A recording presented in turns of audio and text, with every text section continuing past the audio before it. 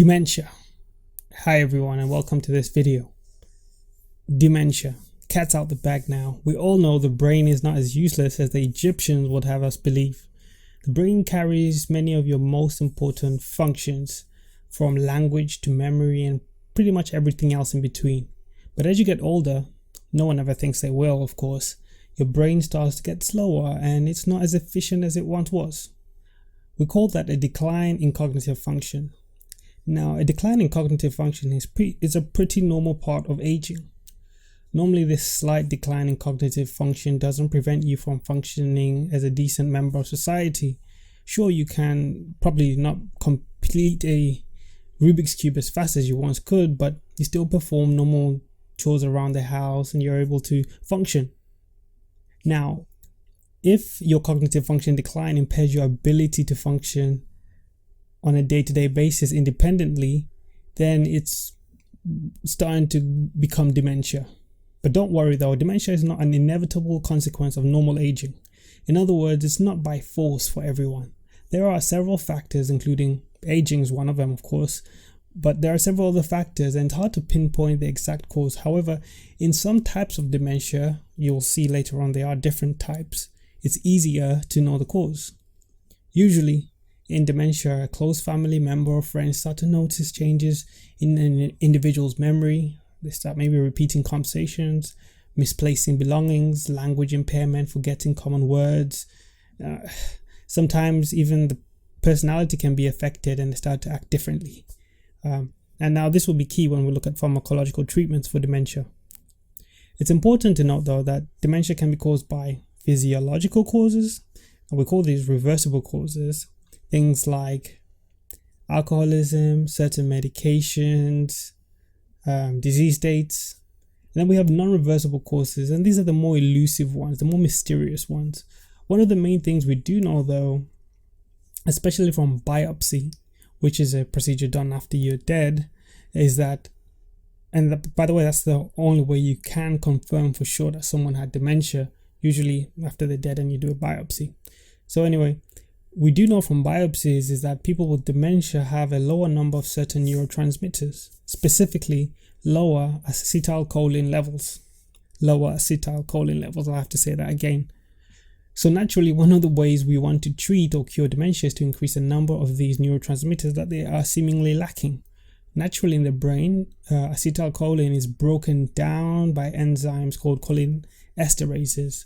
So those with dementia, where the treatment's assuming that they have too much of these enzymes and it's breaking down these enzymes, or they have too little and we want to stop whatever little they have from being broken down. So now whenever you hear a word with A's at the end of it, a sciencey word with A's at the end of it, you can be sure that we're talking about enzymes. So choline esterases break down acetylcholine. Acetylcholine is what's lacking in the brains of people with dementia. So now we can target the enzymes that are breaking down this neurotransmitter that we want and prevent it from breaking it down. These drugs are called, can you guess? Choline esterase inhibitors. Pretty obvious, right? Now examples of these kinds of drugs that do this are, and you need to know this by the way, you need to memorize this: donepezil, rivastigmine, galantamine, and you can pronounce them however you want to pronounce them. An alternative for individuals who cannot tolerate choline esterase inhibitors is NMDA receptor antagonist. Now, like example of this would be memantine. You might have heard of this one before. So what does NMDA stand for? Well, N-methyl D-aspartate. I bet you wish you didn't ask. So to keep it simple, NMDA helps improve brain function. So a neurotransmitter called glutamate in dementia can get a bit too high, and once you have this high level of glutamate, it can speed nerve damage and impair your learning and your memory. In other words, NMDA doesn't slow down the progression of dementia, but it does improve day-to-day living. It improves memory and makes it easier for you to live day to day, relatively easier for individuals.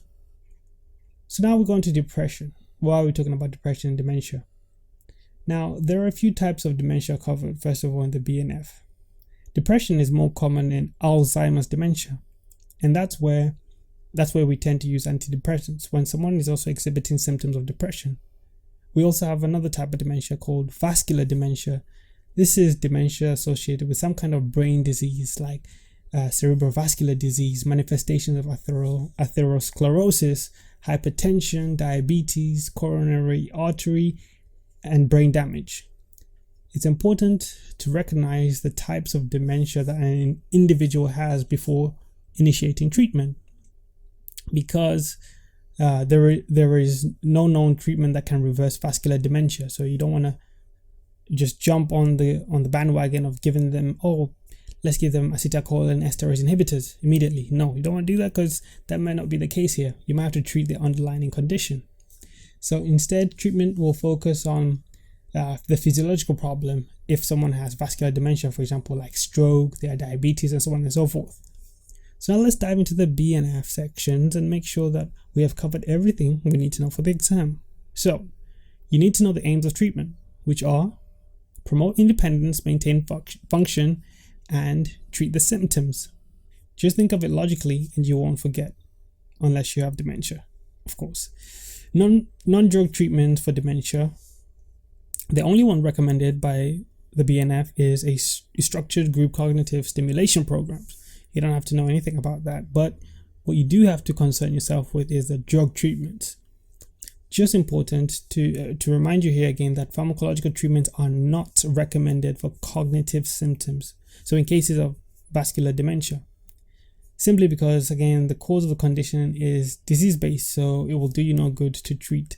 It will do you no good unless you treat the underlying condition. Do you understand? So it's important to know the differences between the cognitive and non-cognitive symptoms. You might get a question on this in dementia. So non-cognitive symptoms include delusion, anxiety, behavioral changes such as aggression, and then the cognitive symptoms will be like your ability to carry out day-to-day tasks and memory, your cognitive function. So in summary, Alzheimer's dementia, you want to start with acetylcholinesterase inhibitors, and then your NMDA antagonists like memantine. This is to help alleviate cognitive symptoms. For cognitive symptoms, we treat with antidepressants. If need be, we can also use antipsychotics, if the patient is psychotic, of course. But before you start pharmacological treatment, you also want to try non-pharmacological treatment if it suits the situation, or both. Now, depression and antipsychotics have their own dedicated videos, so it's not necessary for me to cover them in here. Your homework.